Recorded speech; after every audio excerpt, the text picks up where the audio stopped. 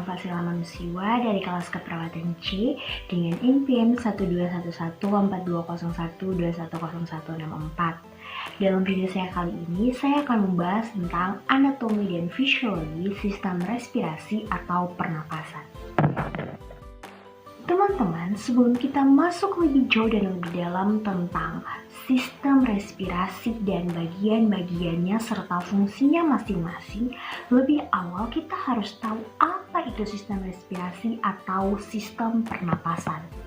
Nah, jadi sistem respirasi atau pernapasan adalah peristiwa menghirup udara dari luar yang mengandung oksigen serta menghembuskan yang banyak mengandung karbon dioksida untuk keluar dari dalam tubuh.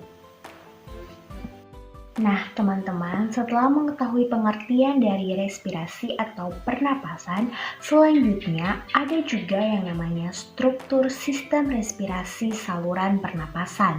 Struktur sistem ini terdiri lagi atas dua, yaitu saluran pernapasan bagian atas dan saluran pernapasan bagian bawah. Saluran pernapasan bagian atas terdiri dari hidung, sinus paranasal, nasal kavit, faring, dan juga laring. Sedangkan saluran pernapasan bagian bawah terdiri dari trakea, bronkus, bronkiolus, alveolus, dan juga paru-paru.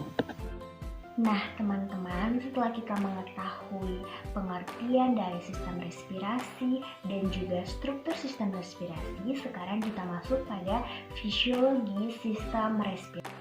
Yang pertama ada hidung. Hidung merupakan organ pernapasan yang langsung berhubungan dengan udara luar. Hidung dilengkapi dengan rambut-rambut halus atau cilia olfaktori, selaput lendir, dan juga konka. Cilia olfaktori hidung berfungsi untuk menyerang partikel debu atau kotoran yang masuk bersama udara. Sedangkan selaput lendir sebagai perangkap benda asing yang masuk terhirup saat bernapas, misalnya debu, virus, bakteri.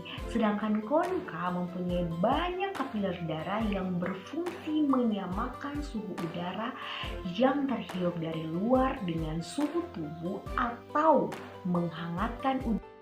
Yang kedua ada faring. Faring merupakan organ pernapasan yang terletak di belakang rongga hidung hingga rongga mulut dan di atas laring. Dinding faring tersusun atas otot rangka yang dilapisi oleh membran mukosa. Kontraksi dari otot rangka tersebut membantu dalam proses menelan makanan. Faring berfungsi sebagai jalur masuk udara dan makanan dan ruang resonansi udara serta tonsil yang berpartisipasi pada reaksi kekebalan tubuh dalam melawan benda-benda asing yang masuk.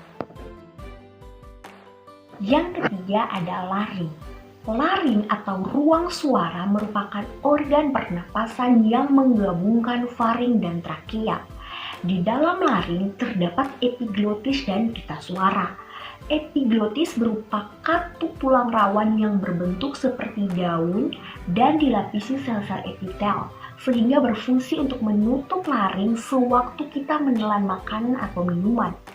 Apabila ada partikel kecil seperti debu, asap, makanan atau minuman yang masuk ke dalam laring akan terjadi refleks seperti batuk yang berfungsi untuk mengeluarkan partikel tersebut dari laring.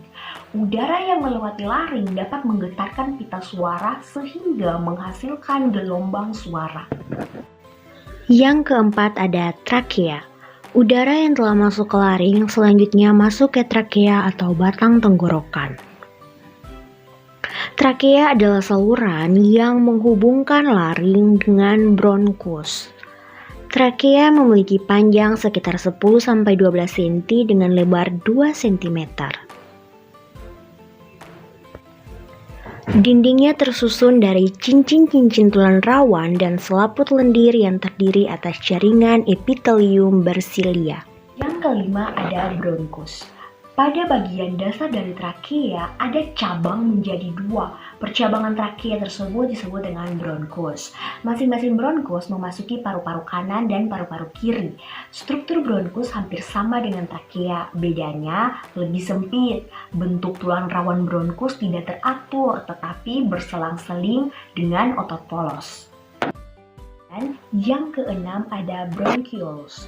Di dalam paru-paru, bronkus kemudian bercabang-cabang lagi menjadi bronchiolus. Pada ujung-ujung bronchiolus terdapat gelembung-gelembung kecil yang berdinding tipis yang disebut dengan alveolus. Yang berikut ada paru-paru.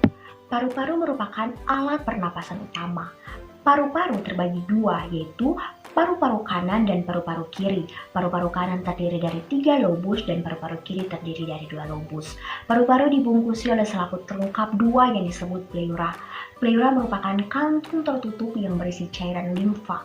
Pleura berfungsi melindungi paru-paru dari gesekan saat mengembang dan mengempis. Yang terakhir ada alveolus. Dinding alveolus tersusun atas satu jaringan epitel pipi. Struktur yang demikian memudahkan molekul-molekul gas melaluinya. Dinding alveolus berbatasan dengan pembuluh kapiler darah sehingga gas-gas dalam alveolus dapat dengan mudah mengalami pertukaran dengan gas-gas yang ada di dalam darah. Adanya gelembung-gelembung alveolus memungkinkan pertambahan luas permukaan untuk proses pertukaran gas. Luas permukaan alveolus 100 kali luas permukaan tubuh manusia. Besarnya permukaan seluruh alveolus dalam paru-paru menyebabkan penyerapan oksigen lebih efisien. Nah, teman-teman, demikian yang bisa saya sampaikan tentang anatomi dan fisiologi dari sistem respirasi atau pernapasan. Semoga apa yang saya bagikan tadi bisa bermanfaat bagi kita semua. Terima kasih.